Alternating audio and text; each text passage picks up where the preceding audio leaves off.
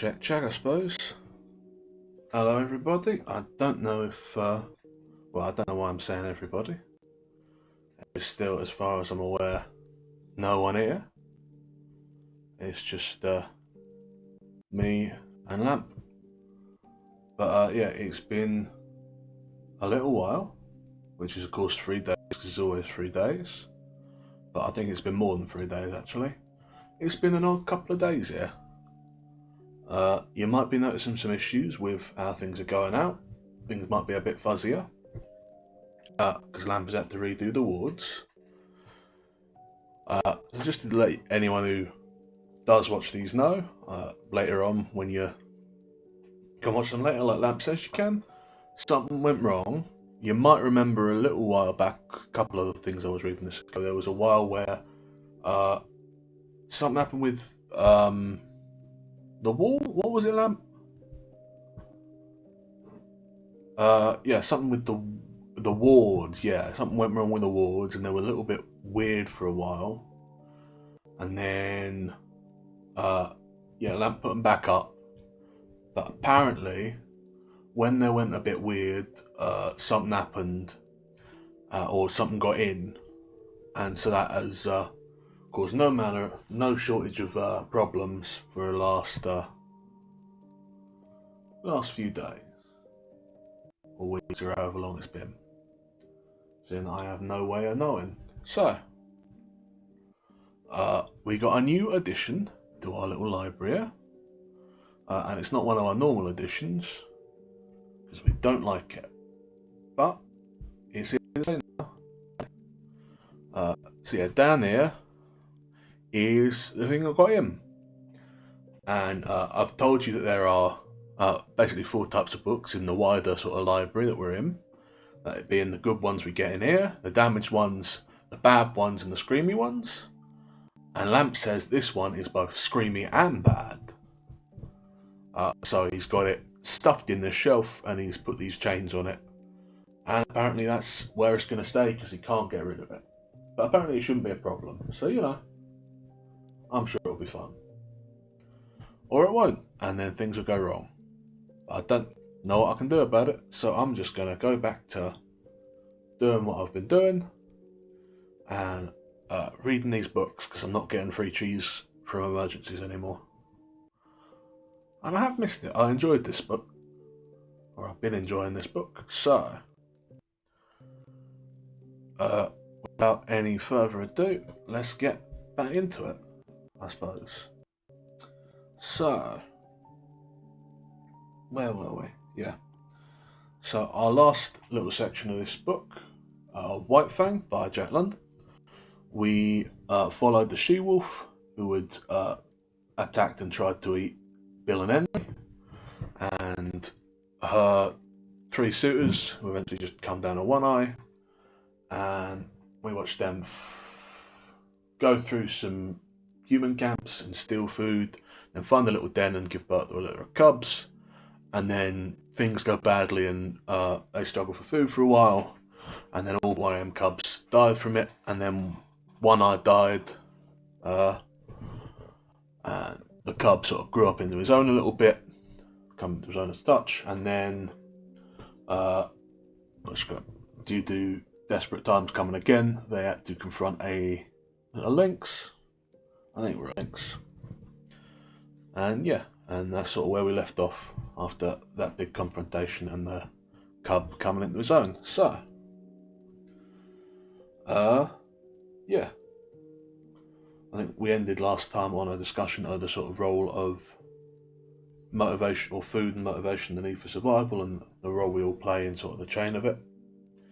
And yeah, I'm just gonna get into it unless anyone is here to say anything, assuming that anyone even can hear me, because I know no one is here. And also apparently the new wards might be interfering with things, so I don't even know if this one will go through. And that says if it doesn't, I'll still get cheese, but I'll have to read this part again, which will be interesting. I wonder what it'll be like reading something I already know what it's going to be. We'll find out maybe, or we won't, and this will all go fine. Anyway, Part 3, The Gods of the Wild, Chapter 1. The makers of fire. The cub came upon it suddenly. It were his own fault. He had been careless. He had left the cave and run down to the stream to drink. It might have been that he took no notice because he were heavy with sleep. He had been out all night on the meat trail and had but just then awakened, and his carelessness might have been due to the familiarity of the trail to the pool. He had travelled it often, and nothing had ever happened upon it. He went down past the blasted pine, crossed the open space, and he trotted in among the trees, and at the same instant he saw and smelt. Before him, sitting silently on their haunches, were 5 live things, the likes of which he had never seen before. It was his first glimpse of mankind. But at the sight of him, the 5 men did not spring to their feet, nor show their teeth, nor snarl. They did not move, but sat there, silent and ominous. Nor did the cub move. Every instinct of his nature would have impelled him to dash wildly away, had there not suddenly, and for the first time, arisen in him another and counter instinct. A great awe descended upon him. He were beaten down to movelessness by an overwhelming sense of his own weakness and littleness. Here was master in power, something far and away beyond him. The cub had never seen man, yet the instinct concerning man was his. In dim ways he recognised in man the animal that had fought itself to primacy over the other animals of the wild. Not alone out of his own eyes, but out of the eyes of all his ancestors was the cub now looking upon man, out of eyes that had circled in the darkness around countless winter campfires, that peered from safe distances, and from the arch of thickets at the strange 2-legged animal that was lord over living things. The spell of the cub's heritage was upon him, the fear and the respect born of the centuries of struggle, and the accumulated experience of the generations. The heritage was too compelling for a wolf that was only a cub. Had he been full grown, he would have run away. As it was, he cowed down in paralysis of fear, already half proffering the submission that his kind had proffered from the first time a wolf came to sit by a man's fire and be made warm. One of the Indians arose and walked over at him, and stooped above him. The cub cowered close to the ground. It was the unknown, objectified at last in concrete flesh and blood, bending over him and reaching down to seize hold of him. His hair bristled involuntarily, his lips writhed back and his little fangs were bared. The hand, poised like doom above him, hesitated, and the man spoke, laughing. Wabam wabiskat ip pictar. Look, the White Fangs. The other Indians laughed loudly and urged the man on to pick up the cub. As the hand descended closer and closer, they raised within the club a battle of instincts. He experienced 2 great impulsions, to yield and to fight. The resultant action was a compromise. He did both. He yielded till the hand almost touched him. Then he fought, his teeth flashing in a snap that sank him into the hand. The next moment he received a clout alongside the head that knocked him over on his side, and all fight fled out of him. His puppyhood and the instinct of submission took charge of him. He sat up on his haunches and key-eyed. But the man whose hand he had bitten was angry. The cub received a clout on the other side of his head, whereupon he sat up and key-eyed louder than ever. The 4 Indians laughed more loudly, while even the man who had been bitten began to laugh. They surrounded the cub and laughed at him, while he wailed out his terror and his hurt. In the midst of it, he heard something. The Indians heard it too, but the cub knew what it was, and with a last, long wail that had in it more of triumph than grief, he ceased his noise and waited for the coming of his mother, of his ferocious and indomitable mother who fought and killed all things and was never afraid. She was snarling as she ran. She heard the cry of a cub and was dashing to save him. She bounded in among them. Her anxious and militant mother had making her anything but a pretty sight, but to the cub, the spectacle of her protective rage would please him. He uttered a glad little cry and bounded to meet her, while the man animals went back hastily several steps. The she-wolf stood over against her cub, facing the men with bristling hair, a snarl rumbling deep in her throat. Her face was distorted with malignant with menace, even the bridge of the nose wrinkling from the tip of eyes, so prodigious was her snarl. Then was a cry went up from one of the men. Keisha was what he uttered. It were an exclamation of surprise. The cub felt his mother wilting at the sound. Keisha, the man again cried, this time with sharpness and authority. And then the cub saw his mother, the she-wolf, the fearless one, crouching down till her belly touched the ground, whimpering, wagging her tail, making peace sign. The cub could not understand. He were appalled. The Ora man rushed over him again. His instinct had been true. His mother verified it. She too rendered submission to the man animals. The man who had spoken came over to her. He put his hand on her head, and she only crouched closer. She did not snap, or threaten to snap. The other men came up, and surrounded her, and felt her, and pawed her, which action she made no attempt to resent. They were greatly excited, and made many noises with their mouths. These noises were not indications of danger, the cub decided, as he crouched near his mother, still bristling from time to time, but doing his best to submit. "It's not strange," the Indian was saying. "Her father were a wolf. It's true her mother was a dog, but did not my brother tie her out in the woodland all of 3 nights in the mating season? Therefore was the father of Keisha a wolf." "It is a year, Grave Beaver, since she ran away," spoke a second Indian. "It is not strange, Salmon Tongue," Grave Beaver answered. "It was the time of the famine, and there were no meat for the dogs."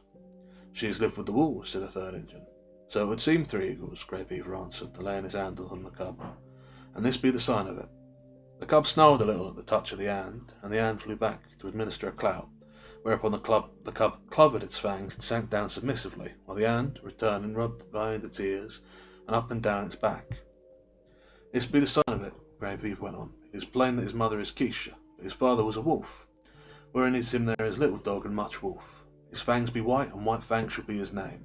I have spoken. He is my dog. It was not Keisha my brother's dog, and is not now my brother dead." The cub, who thus received the name in the world, lay and watched. For a time the man animals continued to make their mouth noises. Then Grey Beaver took a knife from a sheath that hung around his neck and went into the thicket and cut a stick.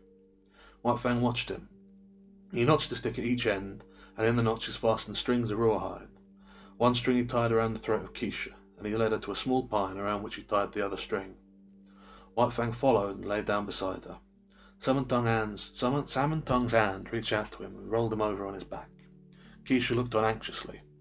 White Fang felt fear mounting in him again. He could not quite suppress a snarl, but he made no offer to snap. The hand, with fingers crooked and spread apart, rubbed his stomach in a playful way and rolled him from side to side. It was ridiculous and ungainly, lying there on his back with legs sprawling up in the air. Besides, it were a position which had her helplessness that White Fang's whole nature revolted against it. He could do nothing to defend himself. If this man-animal intended harm, White Fang knew that he could not escape it.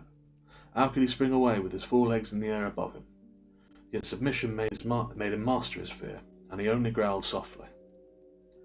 This growl he could not suppress, nor did the man-animal resent it by giving him a blow upon the head. And furthermore, such was the strangeness of it, White Fang experienced an unaccountable sensation of pleasure as the hand rubbed back and forth. When he were rolled on his side, he ceased to growl. When the spring was pressed and prodded at the base of his ears, the pleasurable sensation increased. And when, with a final rub and scratch, the man left him alone and went away, all fear had died out of White Fang. He was to know fear many times in his dealing with man, yet it was a token of the fearless companionship with man that was ultimately to be his. After a time, White Fang heard strange noise approaching. He was quick in his classification, for he knew them at once for man-animal noises. A few minutes later, the remainder of the tribe, strung out as it was on the march, trailed in.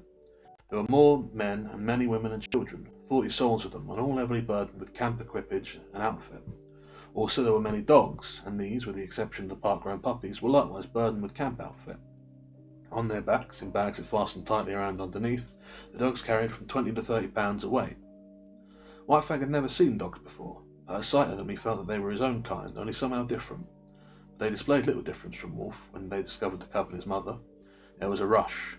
White Fang bristled and snarled and snapped in the face of the open-mouthed, uncommon wave of dogs, and went down and under them, feeling the sharp slash of teeth in his body, himself biting and tearing at the legs and bellies above him. There were a great uproar. He could hear the snarl of Quiche as she brought it for him, and he could hear the cries of the man-animals, the sound of clubs striking upon bodies, and the yelps of pain from the dogs so struck. Only a few seconds elapsed before he was on his feet again. He could now see the man-animals driving back the dogs with clubs and stones, defending him, saving him from the savage teeth of his kind that somehow was not his kind. And though there was no reason in his brain for a clear conception or so, there was no reason in his brain of so abstract a thing as justice. Nevertheless, in his own way, he felt the justice of the man-animals, and he knew them for what they were, makers of law and executors of law. Also, he appreciated the power with which they administered the law. Unlike any animals he had ever encountered, they did not bite nor claw. They enforced their strength with the power of dead things. Dead things did their bidding. Thus the sticks and stones directed by these strange creatures leaped through the air like living things, inflicting grievous hurts upon the dogs. To his mind this power was unusual, power inconceivable and beyond the natural power that was godlike. White Fang, in the very nature of him, could never know anything about gods. At the best he could know only things that were beyond knowing. but the wonder and awe that he had for these man animals in ways resembled what would be the wonder and awe of man at the sight of some celestial creature on a mountain top hurling thunderbolts from either hand at an astonished world. The last dog had been driven back. The hubbub died down, and White Fang licked his hurts and meditated upon this, his first taste of pack cruelty, and his introduction to the pack. He'd never dreamed that his own kind consisted of more than one eye, his mother, and himself. They had constituted a kind apart, and here, abruptly, he had discovered many more creatures apparently of his own kind, and there was a subconscious resentment of these, his kind, at first sight had pitched upon him and tried to destroy him. In the same way he resented his mother being tied with a stick, even though it was done by the superior man animals. It savoured of the trap, of bondage. Yet of the trap and bondage he knew nothing. Freedom to roam and run and lie down at will had been his heritage, and here it was being infringed upon. His mother's movements were restricted to the length of a stick, and by the length of the same stick was he restricted, for he had not yet gone beyond the need of his mother's side. He did not like it, nor did he like it when the man animals arose and went on with their march, for a tiny man animal took the other end of the stick and led Quiche captive behind them, and behind Quiche followed White Fang, greatly perturbed and worried by this new adventure he had entered upon. They went down the valley of the stream, far beyond White Fang's widest ranging, until they came to the end of the valley, where the stream ran into the Mackenzie River. Here, where canoes were cached on poles high in the air, and where stood fish racks for the drying of fish, camp were made, and White Fang looked on with wondering eyes. The superiority of these man animals increased with every moment. Here was their mastery over all these sharp-fanged dogs. It breathed a power, but greater than that, the Wolf Club, was their mastery over things not alive. Their capacity to communicate motion to unmoving things, their capacity to change the very face of the world. It was this last that especially affected him. The elevation of frames of poles caught his eye, yet this in itself was not so remarkable, being done by the same creatures that flung sticks and stones to great distances. But when the frames of poles were made into teepees by being covered with cloth and skins, White Fang was astounded. It was the colossal bulk of them that impressed him. They arose around him on every side, like some monstrous quick-growing form of life. They occupied nearly the whole circumference of his field of vision. You were afraid of them. They loomed ominously above him, and when the breeze stirred them in the huge movements, he cowered down in fear, keeping his eyes warily upon them, and prepared to spring away if they attempted to precipitate themselves upon him. But in a short while his fear of the teepees passed away. He saw the women and children passing in and out of them without harm, and he saw the dogs trying often to get into them and being driven away with sharp words and flying stones. After a time he left Quiche's side, and crawled cautiously towards the wall of the nearest teepee. It was the curiosity of growth that urged him on, the necessity of learning, living and doing, that brings experience. The last few inches of the wall of the teepee were crawled with painful slowness and precaution. The day's events had prepared him for the unknown to manifest itself in the most stupendous and unthinkable ways. At last his nose touched the canvas. He waited. Nothing happened. Then he smelled the strange fabric, saturated with the man smell. He closed on the canvas with his teeth and gave a gentle tug. Nothing happened, though the adjacent portions of the teepee moved. He tugged harder. There were a greater movement. It was delightful. He tugged still harder, and repeatedly, until the old teepee was in motion. Then the sharp cry of a squaw inside sent him scampering back to Quiche. But after that he were afraid no more of the looming bulks of the teepees. A moment later he was straying away again from his mother. A stick was tied to a peg in the ground, and she could not follow him. A part-grown puppy, somewhat larger and older than he, came towards him slowly, with ostentatious and belligerent importance. The puppy's name, as White Fang was afterwards to hear him called, was Lip Lip. He had experience in puppy fights and was already something of a bully. Lip Lip was White Fang's own kind, and, being only a puppy, did not seem dangerous, so White Fang prepared to meet him in friendly spirit. When the stranger's walk became stiff-legged and his lips clear of his teeth, White Fang stiffened too, and answered with lifted lips. They all circled about each other, tentatively, snarling and bristling. This lasted several minutes, and White Fang was beginning to enjoy it, as a sort of game. But suddenly, with remarkable swiftness, Lip Lip leaned in and delivered a slash and snap and leaped away. The snap had taken effect on the shoulder that had been hurt by the lynx, and that was still sore deep down near the bone. The surprise and awe of it brought a yelp out of White Fang, but the next moment, in a rush of anger, he was upon Lip Lip and snapping viciously. But Lip Lip had lived his life in camp and had fought many puppy fights. 3 times, 4 times, and half a dozen times his sharp little teeth scored on the newcomer, until White Fang, yelping shamelessly, fled to the protection of his mother. It was the first of many fights he was to have with Lip Lip, for they were enemies from the start, born so, with nature destined to perpetually clash. Quiche licked White Fang soothingly with her tongue and tried to prevail upon him to remain with her, but his curiosity were rampant, and several minutes later he was venturing forth on a new quest. He came upon one of the man-animals, Grey Beaver, who was squatting on his arms and doing something with sticks and dry moss spread before him on the ground. White Fang came near to him and watched. Grey Beaver made mouth noises which White Fang interpreted as not hostile, so he came nearer. Women and children were carrying more sticks and branches to Grey Beaver. They were evidently in a fair moment. White Fang came in until he touched Grey Beaver's knee, so curious was he, and already forgetful that this was a terrible man-animal. Suddenly he saw a strange thing, like mist begin to arise from the sticks and moss beneath Grey Beaver's hands. Then amongst the sticks themselves appeared a live thing, twisting and turning, of a colour like the colour of the sun in the sky. White Fang knew nothing about fire. It drew him as the light in the mouth of a cave had drawn him in his early puppyhood. He crawled the several steps towards the flame. He heard Grey Beaver chuckle above him, and he knew the sound was not hostile. Then his nose touched the flame, and at the same instant his little tongue went out to him. For a moment he was paralysed. The unknown lurking in the midst of the sticks and moss was savagely clutching him by the nose. He scrambled backwards, bursting out in an astonished explosion of keys. At the sound, Keisha leaped snarling to the end of her stick, and there raged terribly because she could not come to his aid. But Grey Beaver laughed loudly and slapped his thighs, and told the happening to all the rest of the camp, till everybody was laughing uproariously. The White Fang sat on his haunches and ki-eyed, a forlorn and pitiable little figure in the midst of the man-animals. It was the worst hurt he had ever known. Both nose and tongue had been scorched by the live thing, sun-coloured, that had grown up under Grey Beaver's hand. He cried and cried interminably, and every fresh wail was greeted by bursts of laughter on the part of the man-animals. He tried to soothe his nose with his tongue, but the tongue was burnt too, and the two hurts coming together produced greater hurt, whereupon he cried more hopelessly and helplessly than ever. And then shame came to him. He knew laughter and the meaning of it. It is not given to us to know how some animals know laughter and know when they are being laughed at, but it was this same way that White Fang knew, and he felt shame that the man-animal should be laughing at him. He turned and fled away, not from the out of the fire, but from the laughter that sank even deeper, and out into the spirit of him. And he fled to Quiche, raging at the end of her stick like an animal gone mad. To Quiche, the one creature in the world who was not laughing at him. Twilight drew down and night came on, and White Fang lay by his mother's side. His nose and tongue still hurt, but he was perplexed by a greater trouble. He were homesick. He felt a vacancy in him, a need for the hush and quietude of the stream and the cave and the cliff. Life had become too populous. There were so many of the man-animals, men, women and children, all making noises and irritations. And there were the dogs, ever squabbling and bickering, bursting into uproarious and creating confusion. The restful loneliness of the only life he had known was gone. Here the very air was palpitant with life.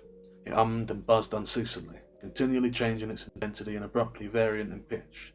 It impinged upon his nerves and senses, made him nervous and restless, and worried him with the perpetual imminence of happening. He watched the man-animals coming and going, moving about the camp. In fashion distantly resembling the way men look upon the gods they create, so looked White Fang upon the man-animals before him. They were superior creatures of a variety, gods. To his dim comprehension they were as much wonder workers as gods are to men. They were creatures of mastery, possessing all manner of unknown and impossible potencies, overlords of the alive and the not alive, making obey that which moved, imparting movement to that which did not move, and making life, sun-coloured and biting life, to grow out of dead moss and wood. They were fire makers. They were gods. Well, that was a bit interesting. I suppose it is curious the way that, well, people act to animals. It's weird thinking about the time when I was a rat just normally, before I was sort of like this, and to think. I don't think I ever thought of people in that term so much, not as divine or godly. But I recognise them as dangerous, capable of things I wouldn't. It is curious, isn't it?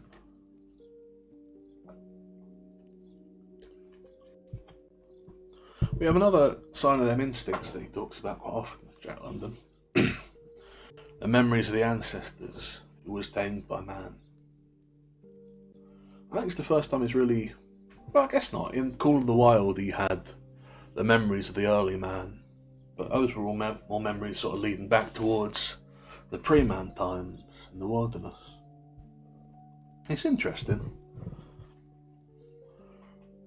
We're going in sort of the opposite direction. Call of the Wild, we had a dog who became a wolf, and now we got a wolf who seems to be becoming a dog.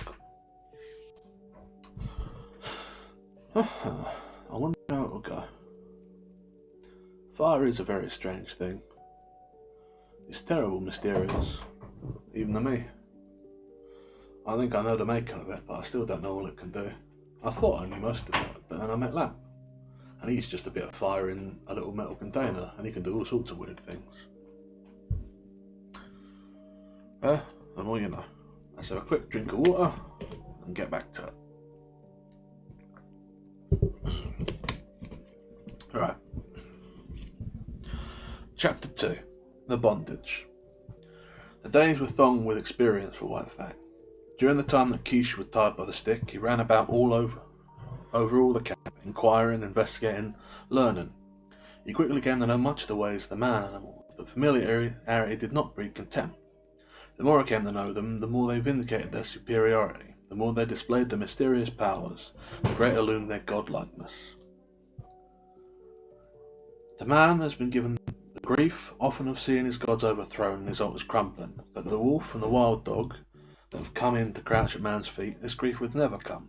Unlike man, whose gods are the unseen and the overguessed, vapours and mists of fancy eluding the garmenture of reality, wandering wraiths of desired goodness and power, intangible outcroppings of self into the realm of spirit. Unlike man, the wolf and the wild dog that have come into the fire and find their gods in the living flesh, solid to the touch, occupy an earth space and require in time the accomplishment of the ends of their existence. No effort of faith is necessary to believe in such a god. No effort of will can possibly induce disbelief in such a god. There is no getting away from it. There it stands on two hind legs, club in hand, immensely potential, passionate and wrathful, all loving, God and mystery and power, all wrapped up and around by flesh that bleeds while it is torn, and that is good to eat like any flesh. And so it were with White Fang. The man animals were gods unmistakable and inescapable. As his mother, Quiche, had rendered her allegiance to them at the first cry of her name, so he was beginning to render his allegiance. He gave them the trail as a privilege, indubitably theirs. When they walked, he got out their way. When they called, he came. When they threatened, he cowed down. When they commanded him to go, he went away hurriedly. For behind any wish of theirs was the power to enforce their wish, power that hurt, power that expressed itself in clouts and clubs, in flying stones and stinging lashes of whips. He belonged to them as all dogs belonged to them. His actions were theirs to command, his body was theirs to maul, to stamp upon, to tolerate. Such were the lessons that were quickly borne onto him. It came hard, going as it did, counter to much of what was strong and dominant in his own nature, and, while he disliked it in the leaning of it, unknowing to himself he was learning to like it. It was a placing of his destiny in another's hands, a shift in the responsibilities of existence. This in itself was compensation, for it is always easier to lean upon another than to stand alone. But it did not all happen in a day, this giving over of himself, body and soul to the man animals. He could not immediately forego his wild heritage, and his memories of the wild. There were days when he crept the edge of the forest and stood and listened to something calling him far away. And always he returned, restless and uncomfortable, to whimper softly and wistfully at Quiche's side, and to lick her face with eager, questioning tongue. White Fang learned rapidly the ways of the camp. He knew the injustice and greediness of older dogs, when meat or fish were thrown out to be eaten. He came to know that men were more just, children more cruel, and women more kindly and more likely to toss them a bit of meat or bone. And after 2 or 3 painful adventures with the mother of part-grown puppies, he came to the knowledge that it was always good policy to let such mothers alone, to keep away from them as far as possible and to avoid them when he saw them coming. The bane of his life were Lip Lip. Larger, older and stronger, Lip Lip had selected White Fang for his special object of persecution. White Fang fought willingly enough, but he were outclassed. His enemy were too big. Lip Lip became a nightmare to him. Whenever he ventured away from his mother, the bully was sure to appear, trailing at his heels, snarling at him, picking upon him and watchful of an opportunity, when no man animal was near, to spring upon him and force a fight. As Lip Lip invariably won, he enjoyed it hugely. It became his chief delight in life, as it became White Fang's chief torment. But the effect upon White Fang was not to cow him. Though he suffered most of the damage and was always defeated, his spirit remained unsubdued. Yet a bad effect was produced. He became malignant and morose. His temper had been savage by birth, but it became more savage under this unending persecution. The genial, playful, puppyish side of him found little expression. He never played and gambled about with the other puppies of the camp. Lip Lip would not permit it. The moment White Fang appeared near them, Lip Lip was upon him, bullying and hectoring him, or fighting with him until he had driven him away. The effect of all this would have robbed White Fang of much of his puppyhood, and to make him in his comportment older than his age. Denied the outlet through play of his energies, he recoiled upon himself and developed his mental processes. He became cunning. He had idle time in which to devote himself to thoughts of trickery. Prevented from obtaining his share of meat and fish when a general feed was given to the camp dogs, he became a clever thief. He had to forage for himself, and he foraged well, though he was oftentimes a plague to the squaws in conscience. He learned to sneak about camp, to be crafty, to know what was going on everywhere, to see and hear everything and to reason accordingly, and successfully to devise ways and means of avoiding his implacable persecutor. It was early in the days of his persecution that he played his first really big crafty game, and got therefore his first taste of revenge. As Quiche, when with the wolves, had lured out to destruction dogs from the camps of men, so White Fang, in a manner somewhat similar, lured Lip Lip into Quiche's avenging jaws. Retreating before Lip Lip, White Fang made an indirect flight that led in and out and around the various teepees of the camp. He was a good runner, swifter than any other puppy of his size, and swifter than Lip Lip, but he did not run his best in this chase. He barely held his own, one leap ahead of the pursuer. Lip Lip, excited by the chase and the persistent nearness of his victim, forgot caution and locality. When he remembered locality, it was too late. Down to top speed around the teepee, he ran full tilt into Keisha and on at the end of her stick. He gave one yelp of consternation, and then her punishing jaws closed upon him. She was tired, but he could not get away from her easily. She rolled him off his legs so that he could not run, while she repeatedly ripped and slashed him with her fangs. When, at last, he succeeded in rolling clear of her, he crawled to his feet, badly dishevelled, hurting both body and spirit. His hair was standing out all over him in tufts where her teeth had mauled. He stood where he had arisen, opened his mouth, and broke out in the long, heartbroken puppy wail. But even in this he was not allowed to complete. In the middle of it, White Fang, rushing in, sank his teeth in the Lip Lip's hind leg. There was no fight left in Lip Lip, and he ran away shamelessly, his victim hot on his heels and worrying at him all the way back to his own teepee. Here, the squaws came to his aid, and White Fang, transformed into a raging demon, was finally driven off, only by a fusillade of stones. Came the day when Grey Beaver, deciding that the liability of her running away was past, released Keisha. White Fang was delighted by his mother's freedom. He accompanied her joyfully about the camp, and, so long as he remained close by her side, Lip Lip kept a respectful distance. White Fang even bristled up to him and walked stiff-legged, but Lip Lip ignored the challenge. He was no fool himself, and whatever vengeance he desired to wreak, he could wait until he caught like White Fang alone. Later on that day, Keisha and White Fang strayed into the edge of the woods next to the camp. He had led his mother there step by step, and now, when she stopped, he tried to inveigle her further. The stream, the lair, and the quiet woods were calling to him, and he wanted her to come. He ran on a few steps, stopped, and looked back. She had not moved. He whined pleadingly and scurried playfully in and out of the underbrush.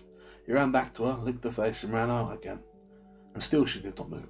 He stopped and regarded her, all of an intentness and eagerness, physically expressed, and slowly faded out of him as she turned her head and gazed back at the camp. There was something calling to him out there in the open. His mother heard it too, but she heard also that other and louder call, the call of the fire and a man, the call which has been given alone of all animals to the wolf to answer, to the wolf and the wild dog, who were brothers.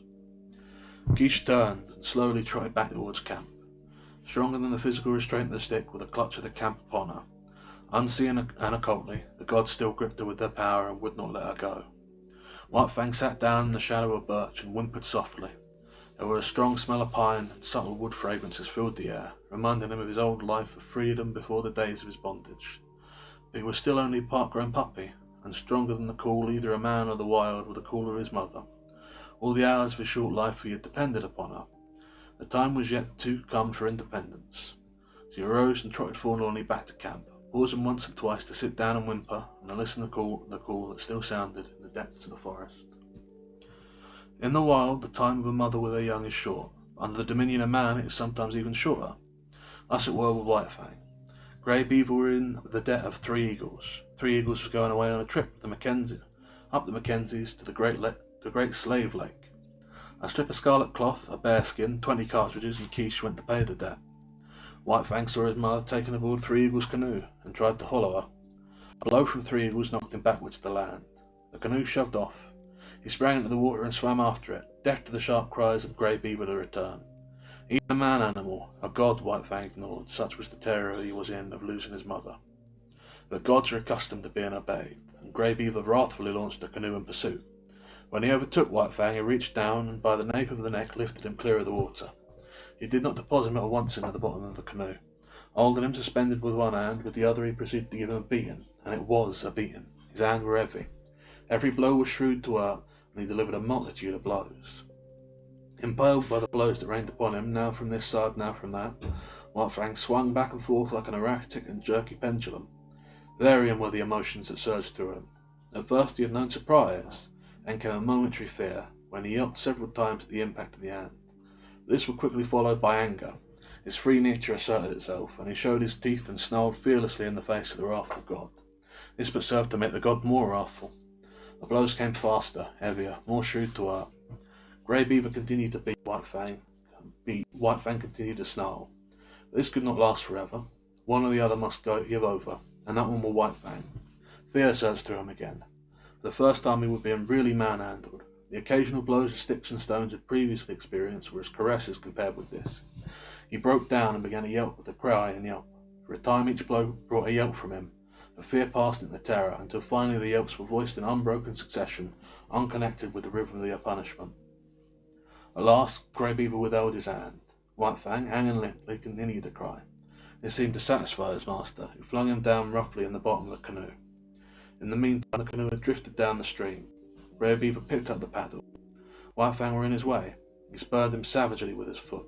In that moment White Fang's free nature flashed forth again, and he sank his teeth into the moccasined foot.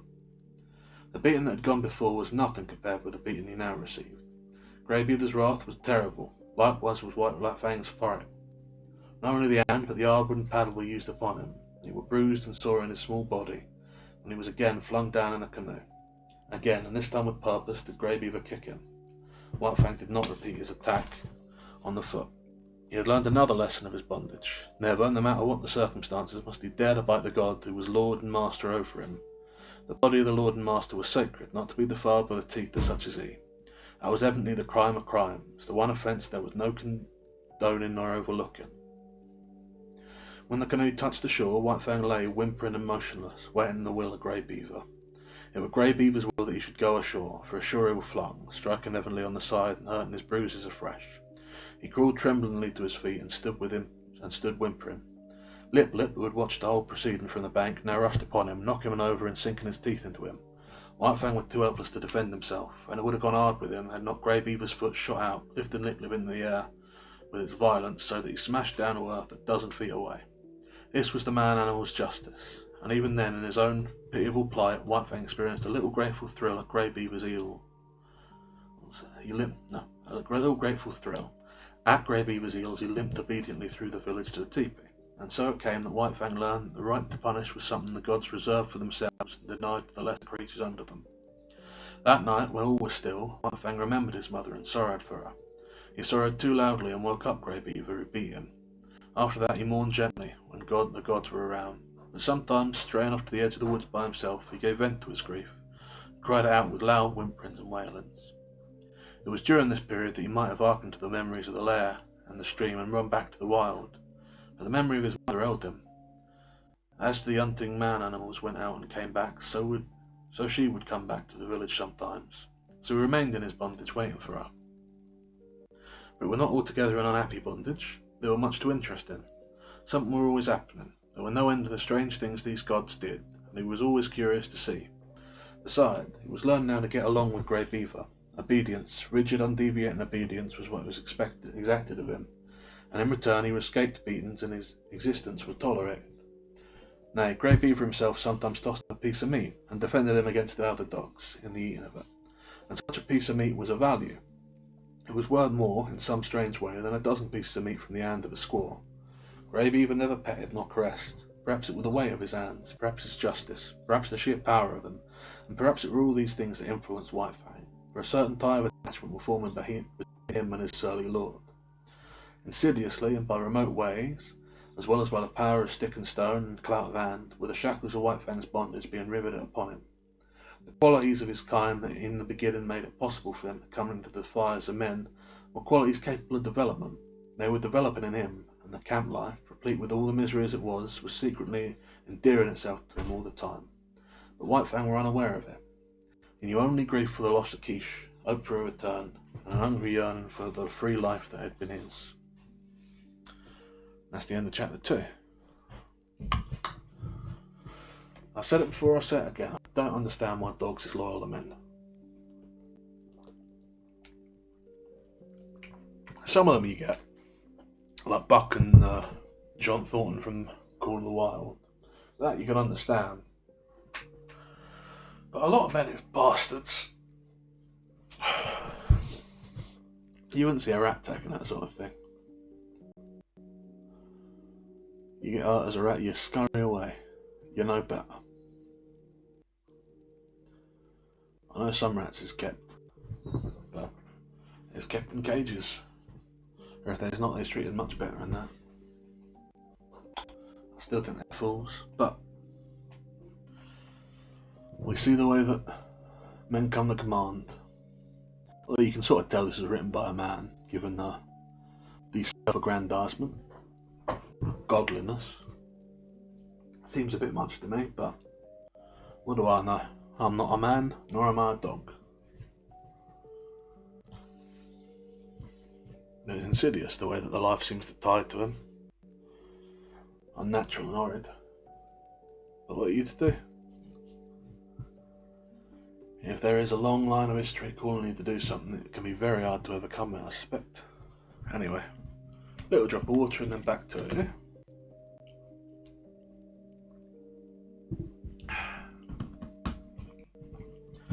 Chapter 3. The Outcast. Lip Lip continued to darken his days, that White Fang became wickeder and more ferocious than it was in his natural right to be.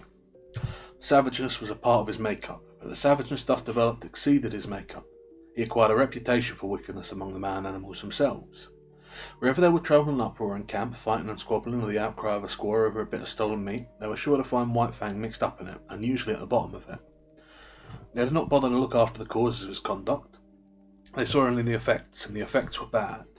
He was a sneak and a thief, a mischief maker, a fomenter of trouble, and irate squaws told him to his face, the while he eyed them alert and ready to dodge any quick-flung missiles, that he was a wolf and worthless and bound to come to an evil end. He found himself an outcast in the midst of the populous camp. All the young dogs followed Lip Lip's lead. There were a difference between White Fang and them. Perhaps they sensed his wild wood breed and instinctively felt for him the enmity that the domestic dog feels for the wolf. But be that as it may, they joined with Lip Lip in the persecution, and once declared against him, they found good reason to continue declared against him. One and all, from time to time, they felt his teeth, and to his credit, he gave more than he received. Many of them he could whip in a single fight, but a single fight was denied him.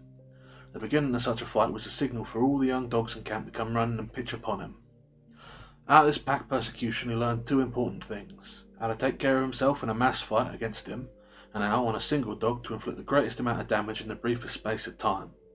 To keep one's feet in the midst of the hostile mass of life meant life, and this he learned well. He became cat-like in his ability to stay on his feet.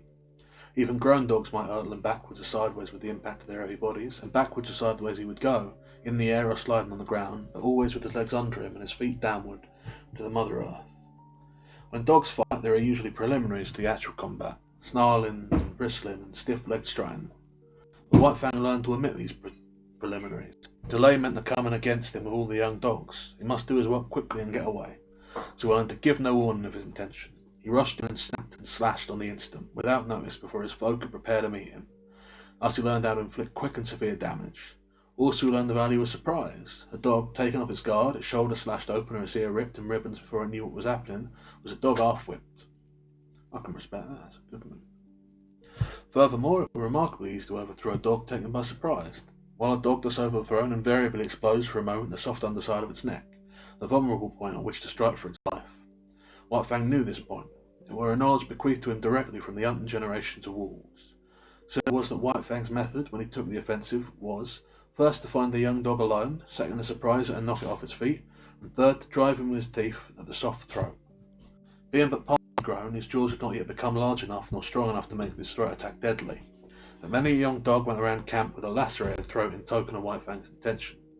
And one day, catching one of his enemies alone on the edge of the woods, he managed, by repeatedly overthrowing and attacking the throat, to cut the great vein and let out the life. There was a great row that night. he had been observed. The news had been carried to the dead dog's master. The squaws remembered all the instances of stolen meat, and Grey Beaver were beset by angry voices.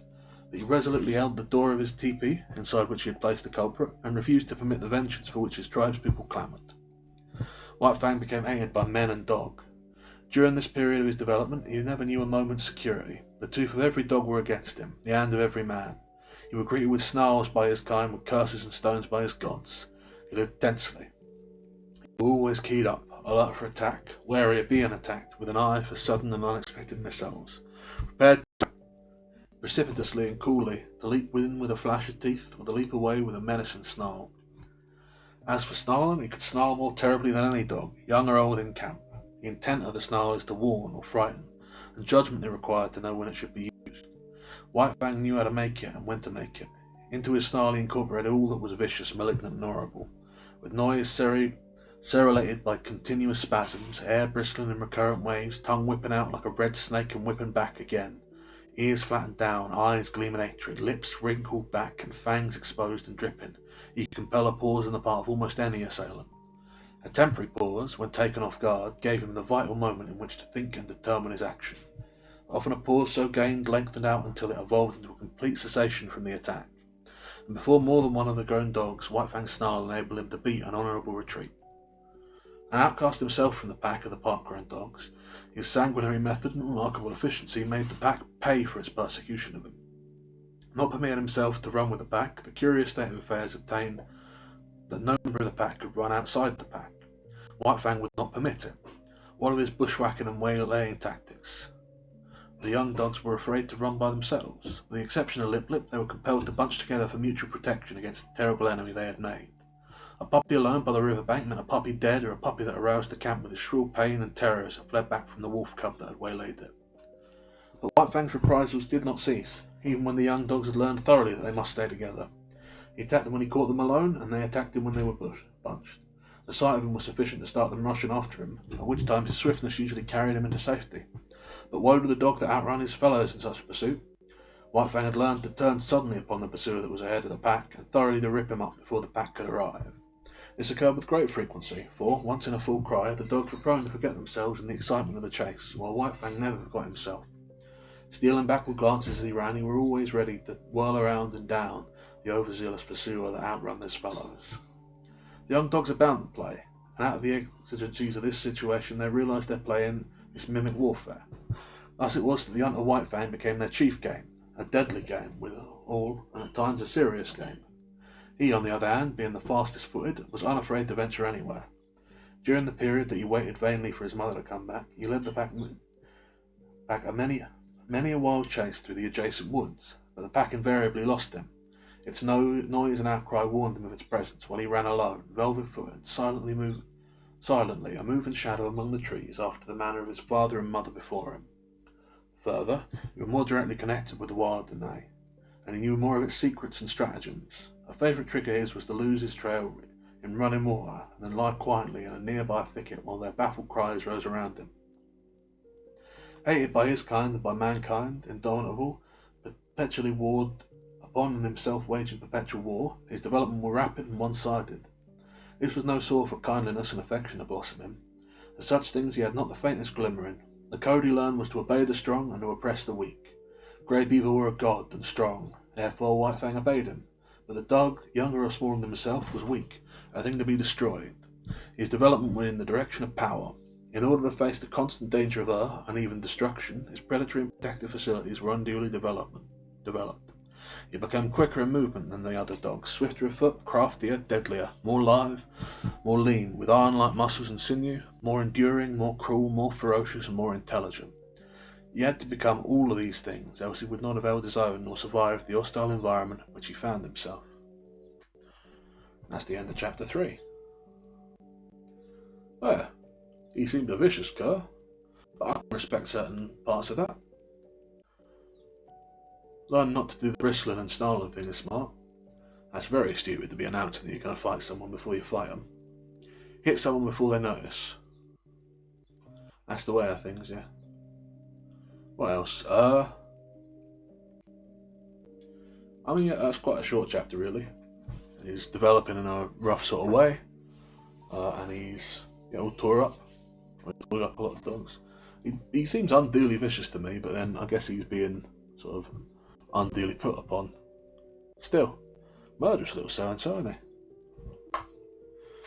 No. Quick drink and then we'll get back to it. Nothing quite like water. Not even salty today, it's a good one. Right. Chapter 4. The Trail of the Gods. In the fall of the year, and the days were shortening, and the bite of the frost was coming into the air, White Fang got his chance for liberty. For several days there had been a great uproar in the village. The summer camp was being dismantled, and the tribe, bag and baggage, were preparing to go off to the fall hunting. White Fang watched all with eager eyes. When the teepees began to come down and the canoes were loading at the bank, he understood. Already the canoes were departing, and some had disappeared down the river. Quite deliberately he determined to stay behind. He waited his opportunity to slink out of camp to the woods. Here, in the running stream where ice was beginning to form, he hid his trail. Then he crawled into the heart of a dense thicket and waited. The time passed by, and he slept intermittently for hours. Then he was aroused by Grey Beaver's voice calling him by name. There were other voices. White Fang could hear Grey Beaver's squaw taking part in the search, and Mitsa, who was Grey Beaver's son. White Fang trembled with fear, and though the impulse came to crawl out of his hiding place, he resisted it. After a time the voices died away, and some time after he crept out to enjoy the success of his undertaking. Darkness went on, and for a while he played about among the trees, pleasuring in his freedom. Then, and quite suddenly, he became aware of loneliness. He sat down to consider, listening to the silence of the forest and perturbed by it. That nothing moved nor sounded seemed ominous. He felt the lurking of danger, unseen and unguessed. He was suspicious of the looming bulks of the trees and the dark shadows that might conceal all manner of perilous things. Then it was cold. Here were no warm side of a teepee against which to snuggle. The frost were in his feet, and kept lifting first one forefoot and then the other. He curved his bushy tail around to cover them, and at the same time he saw a vision. There was nothing strange about it. Upon his inward sight was impressed a succession of memory pictures. He saw the camp again, the teepees and the blaze of the fires. He heard the shrill voice of the women, the gruff bases of the men, and the snarl of the dogs. He was hungry, and he remembered pieces of meat and fish that had been thrown to him. Here was no meat, nothing but a threatening and indelible silence. Threatening and inedible silence. His bondage had softened him. Irresponsibility had weakened him. He had forgotten how to shift for himself. The night yawned about him. His senses, accustomed to the hum and bustle of camp, used to the continuous impact of sights and sound, were now left idle. There was nothing to do, nothing to see or hear. They strained to catch some interruption of the silence and immobility of nature. They were appalled by inaction and by the feel of something terrible impending. He gave a great start of fright. A colossal and formless something were rushing across the field of his vision. It was a tree shadow flung by the moon, from whose face the clouds had been brushed away. Reassured, he whimpered softly.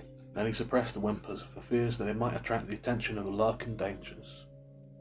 A tree, contracting in the cool of the night, made a loud noise. It was directly above him. He yelped in his fright. A panic seized him, and he ran madly towards the village. He knew an overpowering desire for the protection and companionship of man. In his nostrils was the smell of camp smoke. In his ears the camp sounds and cries were ringing loud. He passed out of the forest and into the moonlight open, where no shadow nor darkness. But no village greeted his eyes. He had forgotten. The village had gone away. His wild flight ceased abruptly. There were no place which to flee. He slunk forlornly through the deserted camp, smelling the rubbish heaps and the discarded rags and tags of the gods. He would have been glad for the rattle of stones about him flung by an angry squaw, glad for the hand of Grey Beaver descending upon him in wrath, while he would have welcomed with delight Lip Lip and the old snarling, cowardly pack. He came to where Grey Beaver's teepee had stood. In the centre of the space it occupied, he sat down. He pointed his nose at the moon. His throat was affected by rigid spasms. His mouth opened, and an heartbroken cry bubbled out his loneliness and fear, his grief for Quiche, all his past sorrows and miseries, as well as his apprehension of suffering and dangers to come. It was a long wolf owl, full-throated and mournful, the first owl he had ever uttered. The coming of daylight dispelled his fears, but increased his loneliness. The naked earth, which so shortly before had been so populous, thrust his loneliness more forcibly upon him. It did not take him long to make up his mind. He plunged into the forest and followed the river bank down the stream. All day he ran. He did not rest. He seemed made to run on forever. His iron-like body ignored fatigue, and even after fatigue came, his heritage of endurance braced him to the endless endeavour and enabled him to drive his complaining body onwards. Where the river strung in against precipitous bluffs, he climbed the high mountains behind. Rivers and streams that entered the main river he forded or swam. Often he took the rim ice that was beginning to form, and more than once he crashed through and struggled for life in the icy current. Always he were on the lookout for the trail of the gods where it might leave the river and proceed inland.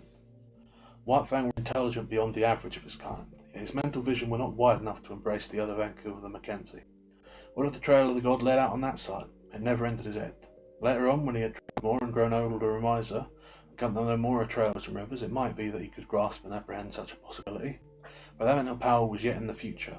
Just now he ran blindly, his own bank of the Mackenzie alone entering into his calculations. All night he ran, blundering in the darkness at the mishaps and obstacles that delayed but did not dawn. By the midst of the second day he had been running continuously for 30 hours, and the iron flesh was given out. It was the endurance of his mind that kept him going. He had not eaten in 40 hours, and he was weak with hunger. The repeated drenching in the icy water had likewise had their effect on him. His ensign and hope were draggled. The broad pads of his feet were bruised and bleeding. He had begun to limp, and this limp increased with the hours. To make it worse, the light of the sky were obscured, and snow began to fall. A raw, moist, melting, clinging snow, slippery underfoot, that hid from him the landscape he traversed, and that covered over the inequalities of the ground, so that the way of his feet was more difficult and painful. Grey Beaver had intended camping that night on the far bank of the Mackenzie, for in that direction that the hunting lay.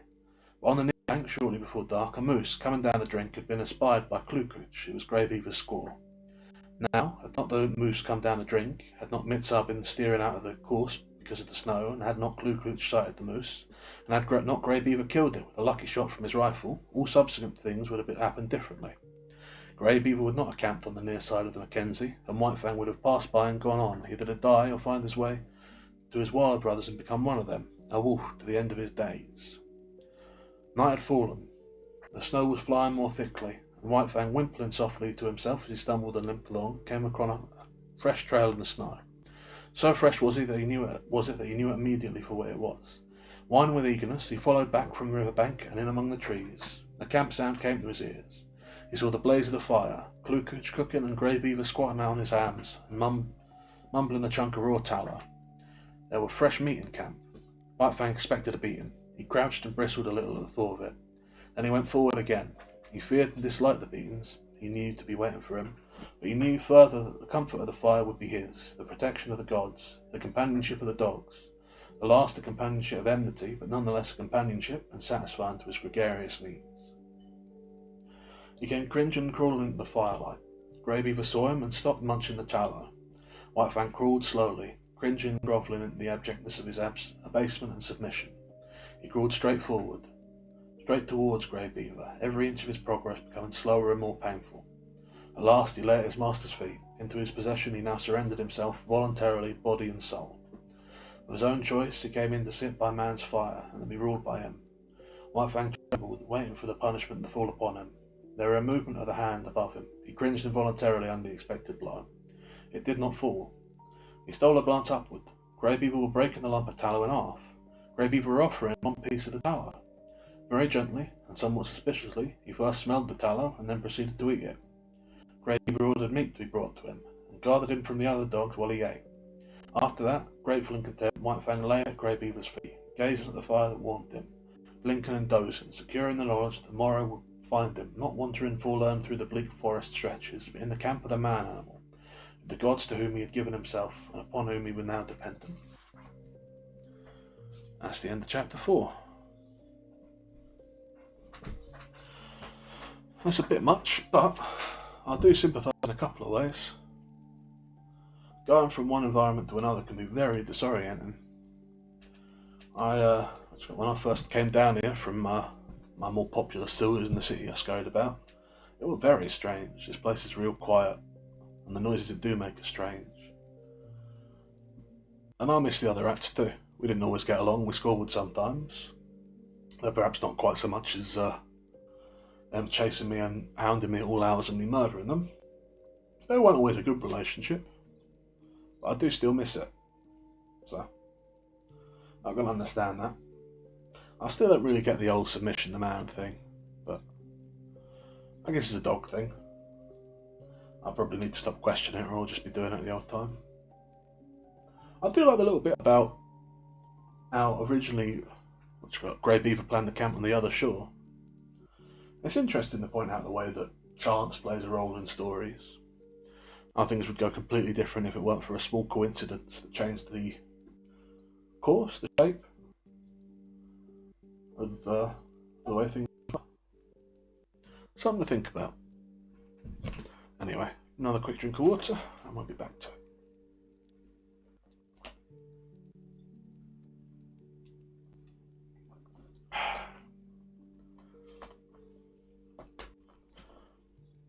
Chapter 5.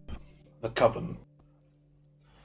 When December were well along, Grey Beaver went on a journey up the Mackenzie. Mitzar and Klutz went with him. One sled he drove himself, drawn by dogs he had traded for or borrowed. A second and smaller sled were driven by Mitzar, and to this was harnessed a team of puppies. It was more of a toy affair than anything else, yet it was to delight Mitzar, who felt that he was beginning to do a man's work in the world. Also, he will learn to drive dogs and to train dogs, while the puppies themselves were being broken into the harness. Furthermore, the sled was some service, for it carried nearly 200 pounds of outfit and food. White Fang had seen the camp dogs toiling in the harness, so that he did not resent overmuch the first placing of the harness upon himself. About his neck were put a moss-stuffed collar, which were connected by 2 pollen traces to a strap that passed around his chest and over his back. It was to this that were fastened the long rope by which he pulled at the sled. There were 7 puppies in the team. The others had been born earlier in the year and were 9 and 10 months old, while White Fang were only 8 months old. Each dog were fastened to the sled by a single rope. No 2 ropes were of the same length, while the difference in length between any 2 ropes were at least that of a dog's body. Every rope were brought to a ring in the front end of the sled. The sled itself was without runners, being a birch bark toboggan, with an upturned forward end to keep it from ploughing under the snow. This construction enabled the weight of the sled and load to be distributed over the largest snow surface, where the snow was crystal powder and very soft. Observing the same principle of widest distribution of weight, the dogs at the ends of the rope radiated fan fashion from the nose of the sled, so that no dog trod in another's footsteps. There were, furthermore, another virtue in the fan formation. The ropes of varying lengths prevented the dogs attacking from the rear those that ran in front of them. For a dog to attack another, it would have to turn upon one a shorter rope, in which case it would find itself face to face with the dog attacked, and also it would find itself facing the whip of the driver. But the most peculiar virtue of all lay in the fact that the dog that strove to attack one in front of him must pull the sled faster, and the faster the sled travelled, the faster could the dog attacked run away. Thus the dog behind could never catch up with the one in front. The faster he ran, the faster ran the one he was after, and the fastest ran all the dogs. Incidentally, the sled went faster, and thus, by a cunning interaction, did man increase his mastery over beasts. Mitzar resembled his father, much of whose grey wisdom he possessed. In the past, he had observed Lip-Lip's persecution of White Fang, but at that time Lip-Lip were another man's dog, and Mitzar had never dared more than to shy an occasional stone at him. But now Lip-Lip were his dog, and he proceeded to wreak his vengeance upon him by putting him at the end of the longest rope. This made Lip-Lip the leader, and was apparently an honour, but in reality it took away from him all honour, and instead of being a bully and master of the pack, he now found himself hated and persecuted by the pack. Because he ran at the end of the longest rope, the dogs had always a view of him running away and before them. All that they saw of him was his bushy tail and fleeing hind legs, a view far less ferocious and intimidating than his bristling mane and gleaming fangs. Also, dogs, being so constituted in their mental ways, the sight of him running away gave desire to run after him, a feeling that he ran away from them. The moment the sled started, the team took after Lip-Lip in a chase that extended throughout the day. At first he had been prone to turn upon his pursuers, jealous of his dignity and wrathful, but at such times Mitzar would throw the stinging lash of the 30-foot caribou gut whip into his face, and compel him to turn tail and run on. Lip-Lip might face the pack, but he could not face the whip, and all that was left him to do was to keep that long rope taut and his flanks ahead of the teeth of his mates. But a still greater cunning lurked in the recesses of the Indian mind. To give point to unending pursuit of the leader, Mitzar favoured him over the other dogs. These favours aroused in them jealousy and hatred. In their presence, Mitzar would give him meat and would give it to him only. This was maddening to them. They would range around just outside the throwing distance of the whip, while Lip-Lip devoured the meat and Mitzar protected him. And when there was no meat and meat to give, Mitzar would keep the team at a distance and make believe to give meat to Lip. White Fang took kindly to the work. He had travelled greater distance than the other dogs in the yielding of himself to the rule of the gods, and he had learned more thoroughly the futility of opposing their will. In addition, the persecution he had suffered from the pack had made the pack less to him in the scheme of things, and man more. He had not learned to be dependent on his kind for companionship. Besides, courage was well nigh forgotten, and the chief outlet expression that remained to him was in the allegiance he tendered to the gods he had accepted as masters. So he worked hard, learned discipline, and was obedient. Faithfulness and willingness characterized his toil.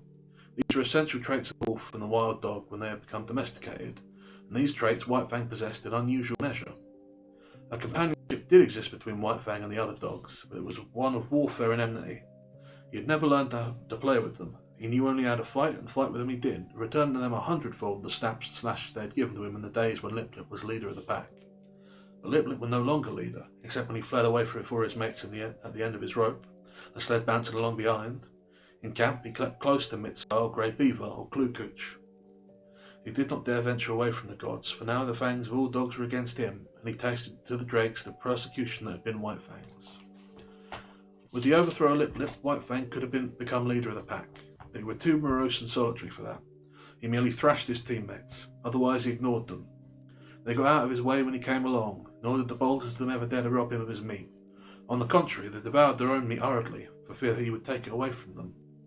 White Fang knew the law well, to oppress the weak and obey the strong. He ate his share of meat as rapidly as he could, and then woe the dog that had not yet finished. A snarl and a flash of fangs, and that dog would wail his indignation to the uncomforting stars, while White Fang finished his portion for him. Every little while, however, one dog or another would flare up in revolt and be promptly subdued. Last White Fang was kept in training. He was jealous of the isolation in which he kept himself in the midst of the pack, and he fought often to maintain it, but such fights were of brief duration. He was too quick for the others. They were slashed open and bleeding before they knew what had happened, or whipped almost before they had begun to fight. As rigid as the sled discipline of the gods was the discipline maintained by White Fang among his fellows. He never allowed them any latitude. He compelled them to an unremitting respect for him. They might do as they pleased among themselves, but that was no concern of his. But it was his concern they leave him alone in his isolation, get out of his way when he elected to walk among them, and at all time acknowledged his mastery over them. A hint of stiff-leggedness on their part, a lifted lip or bristle of hair, and he would be upon them, merciless and cruel, swiftly convincing them of the error of their ways. He were a monstrous tyrant. His mastery were rigid as steel. He oppressed the weak with a vengeance. Not for nothing had he been exposed to pitiless struggle for life in the days of his cubhood, when his mother and he, alone and unaided, held their own and survived in the ferocious environment of the wild. And not for nothing did he learn to walk softly when superior strength went by. He oppressed the weak, but he respected the strong, and in the course of the long journey with Grey Beaver, he walked softly indeed among the full-grown dogs in the camp of the strange man animals they encounter. The months passed by. Still continued the journey of Grey Beaver. White Fang's strength was developed by the long hours on trail and the steady toil in the sled, and it would have seemed that his mental development was well nigh complete. He had come to know quite thoroughly the world in which he lived. His outlook was bleak and materialistic. The world as he saw it was a fierce and brutal world, a world without warmth, a world in which caress and affection and the bright sweetness of spirit did not exist. He had no affection for Grey Beaver. True, he were a god, but a most savage god. White Fang were glad to acknowledge his lordship, but it were a lordship based upon superior intelligence and brute strength. There was something in the fibre of White Fang's being that made this lordship a thing to be desired, else he would not have come back from the wild when he did to tender his allegiance. There were deeps in his nature which had never been sounded. A kind word, a caress and touch of the hand on the part of Grey Beaver might have sounded these deeps, but Grey Beaver did not caress nor speak kind words. It were not his way. His primacy was savage, and savagely he ruled, administering justice with a club, punishing transgressions with the pain of a blow, and rewarding merit not by kindness, but by withholding a blow. So White Fang knew nothing of the heaven a man's hand might contain for him. Besides, he did not like the hands of man animals. He was suspicious of them. It was true that they sometimes gave meat, but more often gave herb. Hands were things to keep away from. They hurled stones, wielded sticks and clubs and whips, administered slaps and clouts, and when they touched him were cunning to work with pinch and twist and wrench. In strange villages he had encountered the hands of children, and learned that they were cruel to her. Also he had once nearly had an eye poked out by a toddling papoose. From these experiences he became suspicious of all children. He could not tolerate them. When they came near with the ominous hands, he got up. It were in a village at the Great Slave Lake that, in the course of resenting the evils of the hands of the man animals, he came to modify the law that he had learned from Grey Beaver, namely that the unpardonable crime was to bite one of the gods. In this village, after the custom of all dogs, in all villages, White Fang went foraging for food. A boy was chopping frozen moose meat with an axe, and the chips were and the chips were flying in the snow. White Fang, sliding by in quest of meat, stopped and began to eat the chips. He observed the boy lay down the axe and take up a stout club. White Fang sprang clear, just in time to escape the descending blow. The boy pursued him, and he, a stranger in the village, fled between two teepees to find himself cornered against a high earth bank. There were no escape for White Fang. The only way out were between the two teepees, and this the boy guarded. Holding his club, prepared to strike, he drew on his cornered quarry. White Fang was furious. He faced the boy, bristling and snarling, his sense of justice outraged. He knew the law of forage. All the wastage of meat, such as the frozen chips, belonged to the dog that found him. He had done no wrong, broken no law, yet here was this boy preparing to give him a beating. White Fang scarcely knew what happened. He did it in a surge of rage, and he did it so quickly the boy did not know either. All the boy knew was that he had in some accountable way been overturned into the snow, and that his club hand had been ripped wide open by White Fang's teeth. But White Fang knew that he had broken the law of the gods. He had driven his teeth into the sacred flesh of one of them, and could expect nothing but a most terrible punishment.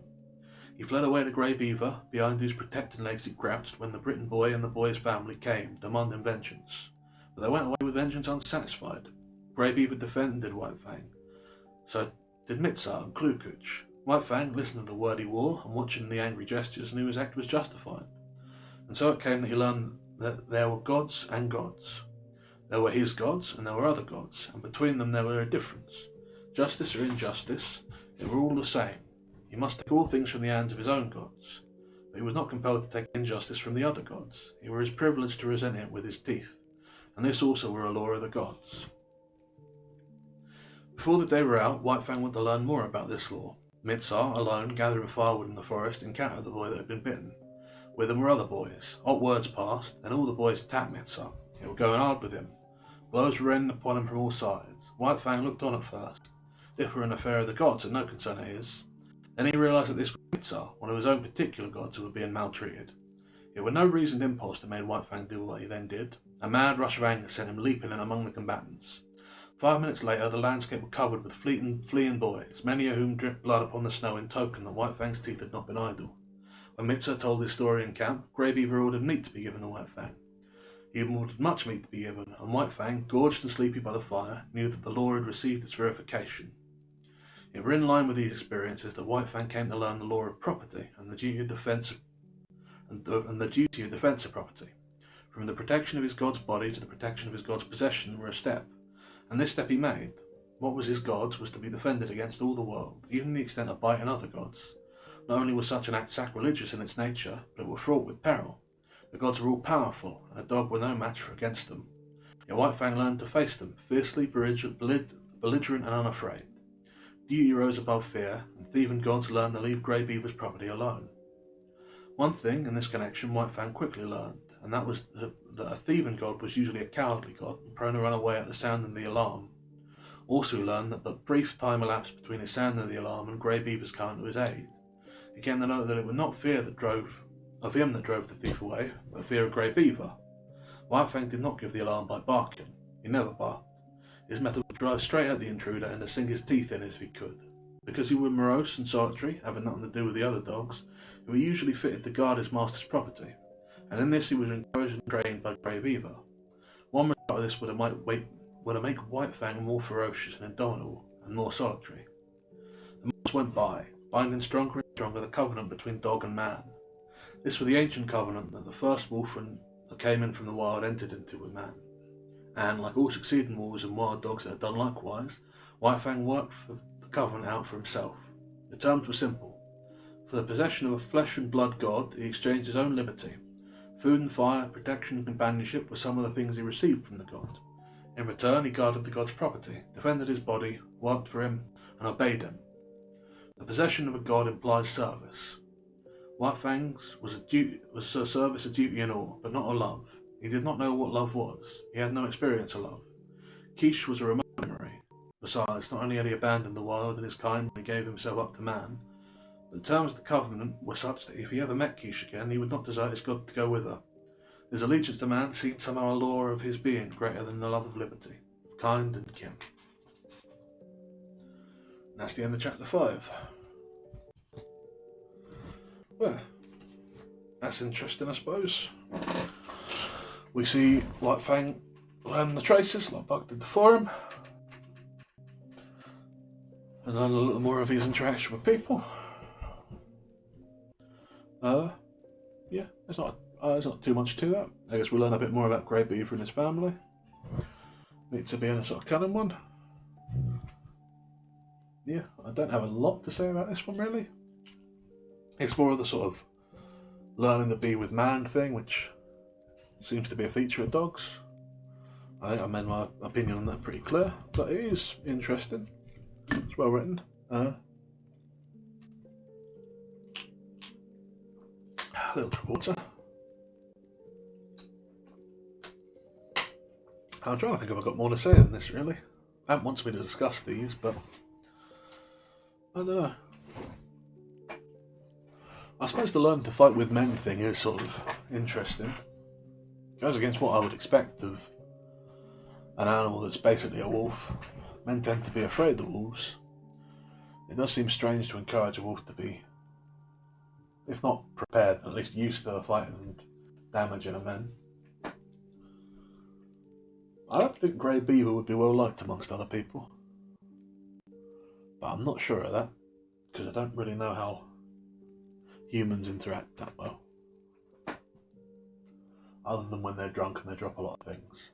I know I take much of that. Anyway, point is, yeah, learning more about how to be tame and, yeah, a bit more vicious.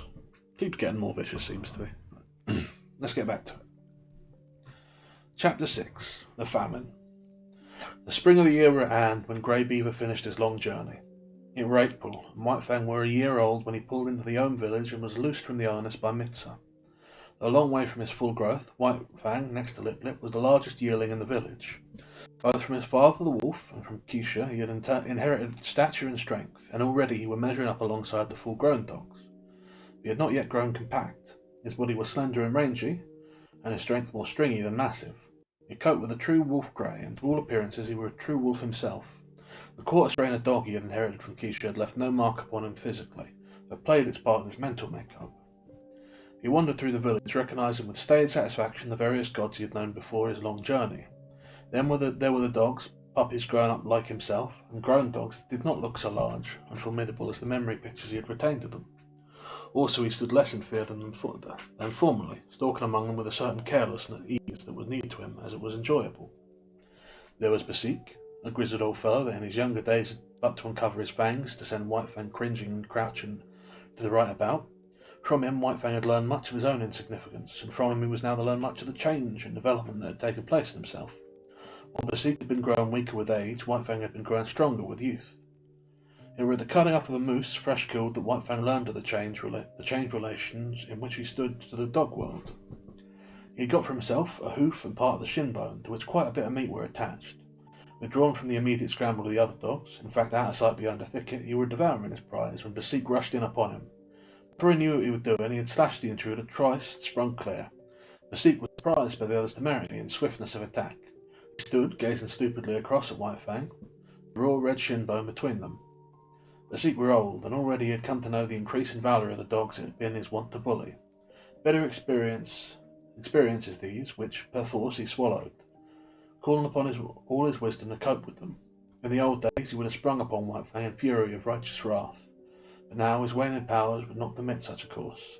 He bristled fiercely and looked ominously across the shin bone at White Fang, and White Fang, resurrecting quite a deal of the old awe, seemed to wilt and to shrink in upon himself and grow small, as he cast about in his mind for a way to beat a retreat not too inglorious. And right here Basik erred. Had he contented himself with looking fierce and ominous, all would have been well. White Fang, on the verge of retreat, would have retreated, leaving the meat to him. But Basik did not wait. He considered the victory already his, and stepped forward to the meat. And as he bent his head carelessly to smell it, White Fang bristled slightly. Even then it were not too late for Basik to retrieve the situation. Had he merely stood over the meat, head up and glowering, White Fang would ultimately have slunk away. but the fresh meat was strong in Bezique's nostrils, and greed urged him to take a bite of it. This was too much for White Fang. Fresh upon his months of mastery over his own teammates, it was beyond self-control to idly stand by while another devoured the meat that belonged to him. He struck, after his custom, without warning. With the first slash, Bezique's right ear was ripped into ribbons. He was astounded at the suddenness of it. But more things, and most grievous ones, were happening with equal suddenness. He was knocked off his feet. His throat was bitten. While he was struggling to his feet, the young dog sank teeth twice into his shoulder. The swiftness of it was bewildering. He made a futile rush at White Fang, clicking in the empty air with an outraged snap. The next moment his nose was laid open, and he was staggering backwards away from the meat. The situation was now reversed. White Fang stood over the shin bone, bristling and menacing, while Bezique stood a little way off, preparing a retreat. He dared not risk a fight with this young lightning flash, and again he knew, and more bitterly, the enfeeblement of oncoming age. His attempts to maintain his dignity were heroic. Calmly turning his back upon the young dogs and shin bone, as though both were beneath his notice and unworthy of consideration, he stalked grandly away, nor, until he was well out of sight, did he stop to lick his bleeding wounds. The effect on White Fang was to give him a greater faith in himself and a greater pride. He walked less softly among the grown dogs, his attitude toward them was less compromising.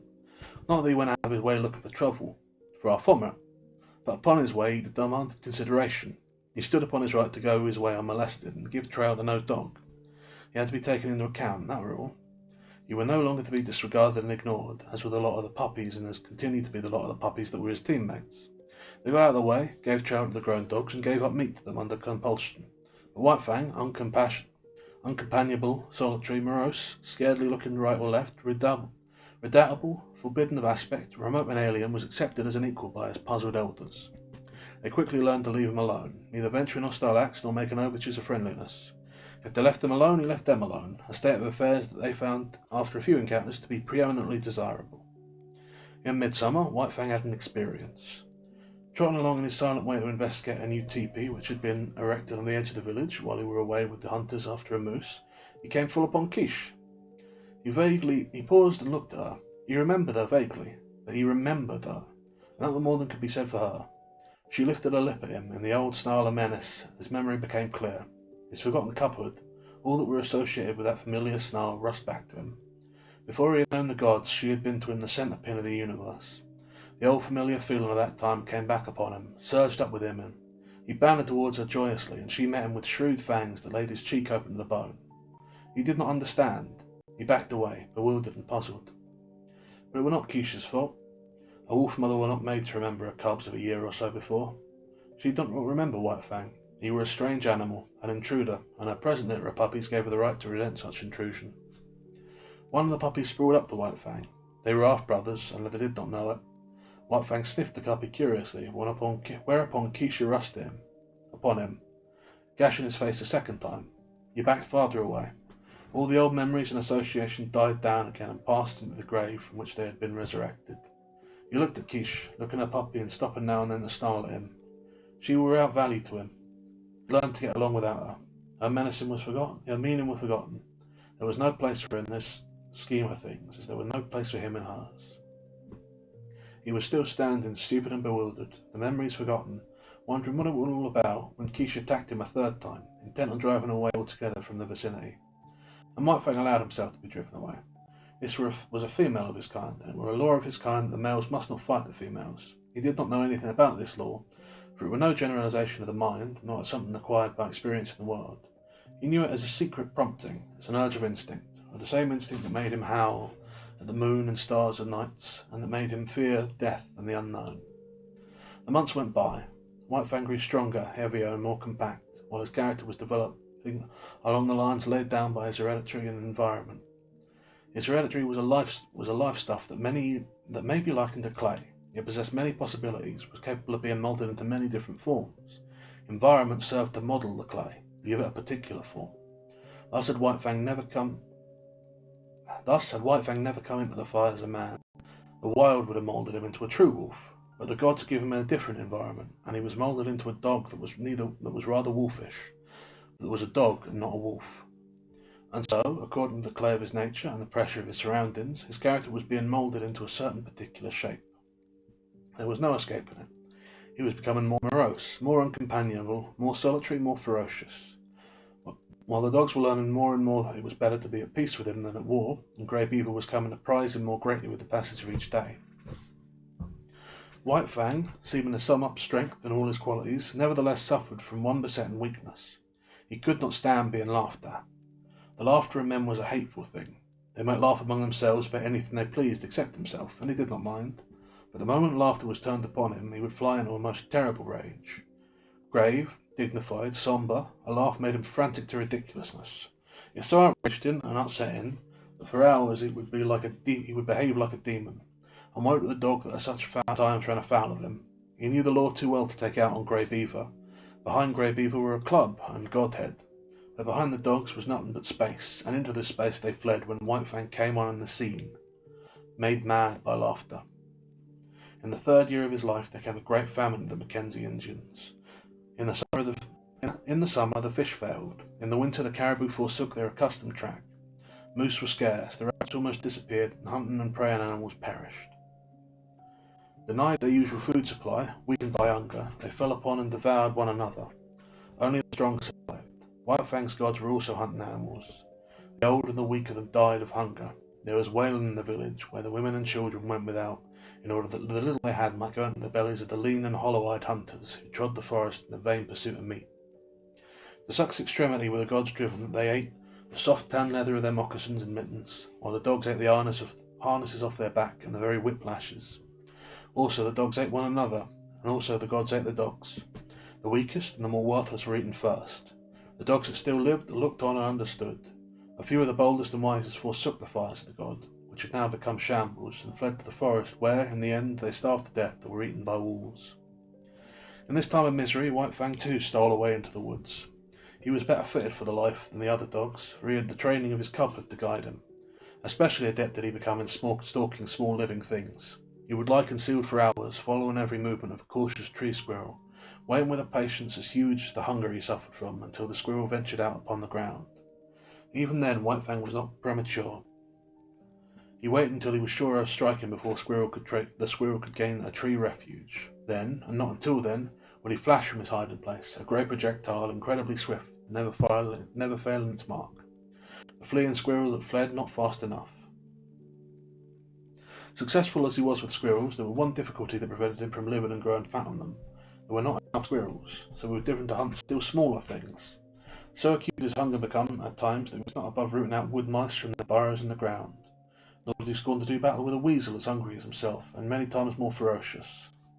In the worst pinches of the famine, he stole back to the fires of the gods, but he did not go into the fires. He lurked in the forest, avoiding discovery and robbing the snares at the rare intervals when game was caught. He even robbed Grey Beaver's snare of a rabbit at a time when Grey Beaver staggered and tottered through the forest, sitting down often to rest, what of weakness and shortness of breath. One day White Fang encountered a young wolf, gaunt and scrawny, loose-jointed with famine. Had he not been hungry himself, White Fang might have gone with him, and eventually found his way into the pack among his wild brethren. As it was, he ran the young wolf down and killed and ate him. Fortune seemed to favour him. Always, when hardest pressed for food, he found something to kill. Again, when he was weak, it was his luck that none of the larger preying animals chanced upon him. Thus he was strong for 2 days eating a lynx had afforded him, when the hungry wolf pack ran full tilt upon him. It were a long, cruel chase, but he were better nourished than they, and in the end outran them. And not only did he outrun them, but circling widely back on his track, he gathered in one of his exhausted pursuers. After that he left that part of the country and journeyed over to the valley wherein he had been born. Here in the old lair he encountered Keisha. After her old tricks, she too had fled the inhospitable fires of the gods and gone back to her old refuge to give birth to her young. Of this litter but one remained alive when White Fang came upon the scene, and this one was not destined to live long. Young life had little chance in such a famine. Keisha's greeting of her own grown son was anything but affectionate, but White Fang did not mind. He had outgrown his mother, so he turned tail philosophically and trotted on up the stream. At the forks he took the turn to the left, where he found the lair of the lynx with whom his mother and he had fought long before. Here in the abandoned lair he settled down and rested for a day. During the early summer, in the last days of the famine, he met Lip Lip, who had likewise taken the woods, where he had eked out a miserable existence. White Fang came upon him unexpectedly. Trotting in opposite directions along the base of a high bluff, they rounded a corner of rock and found themselves face to face. They paused with instant alarm, and looked at each other suspiciously. White Fang was in splendid condition. His hunting had been good, and for a week he had eaten his fill. He were even gorged from his latest kill. In the moment he looked at Lip Lip, his hair rose on end all along his back. It was an involuntary bristle on his part. In the past had always accompanied the mental state produced in him by Lip Lip's bullying and persecution. As in the past he had bristled and snarled at the sight of Lip Lip, so now and automatically he bristled and snarled. He did not waste any time. The thing was done thoroughly and with dispatch. Lip Lip essayed to back away, but White Fang struck him hard, shoulder to shoulder. Lip Lip were overthrown and rolled on his back. White Fang's teeth drove into the scrawny throat. There were a death struggle, during which White Fang walked around, stiff-legged and observant. Then he resumed his course and trotted on along the base of the bluff. One day, not long after, he came to the edge of the forest, where a narrow stretch of open land sloped down to the Mackenzie. He'd been over this ground before, when it was bare, but now a village occupied it. Still hidden among the trees, he paused to study the situation. Sights and sounds and scents were familiar to him. It was the old village changed to a new place. The sights and sounds and smells were different from those he had last when he fled away from it. There was no whimpering nor wailing. Contented sounds saluted his ear, and when he heard the angry voice of a woman, he knew it to be the anger that proceeds from a full stomach. And there was a smell in the air of fish. There were food. The famine were gone. He came out boldly from the forest and trotted into camp straight to Grey Beaver's teepee. Grey Beaver were not there, but Klooch welcomed him with glad cries and the oil of fresh-caught fish, and he lay down to wait Grey Beaver's coming. Ooh. And that's the end of chapter 6. As well as the end of part 3. So, a little bit of discussion then. This whole part seems to mostly be the shaping of the cub into White Fang, who is the what's the name? What's the thing? You said something about this earlier. The what do you call it, Lamp? Eponymous. That was it. The eponymous character. So I expect we'll be following him for the rest of the book. But yeah, it's how he goes from a sort of half-wild pup to a very vicious dog, who, in that last scene there, just did a murder, not even for food, just killed Lip Lip. Which, I mean, fair enough. But yeah, what about hunger? Yeah, it doesn't seem like anyone's here still. I don't know if this will go out properly, but if it does, I guess I've got to do my discussion. So, I mean, this section they were interesting. It was sort of like the early parts of Call of the Wild, where Buck grows into his own, but it was more detailed, more sort of involved. We see White Fang become vicious, not just hardened. But yeah, it's interesting. Shows he still has the skills of both a wolf and a very powerful dog. And shows his proficiency in combat, which I suppose is a useful skill set for that sort of life. But yeah, I don't think there's much else to say, really, about that. I mean, we're interesting, but I think I got less out of it than I did the last part. Still, some of the chapters was good.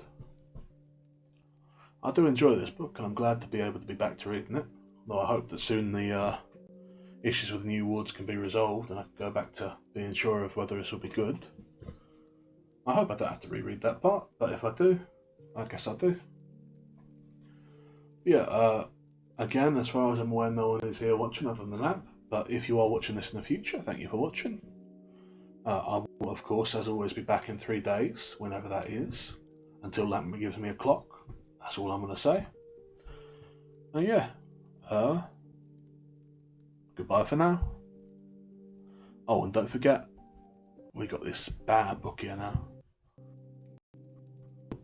So, you know, remember that. Keep an eye on it. I think I've been told to, but I'm telling you to as well. Yeah. Bye.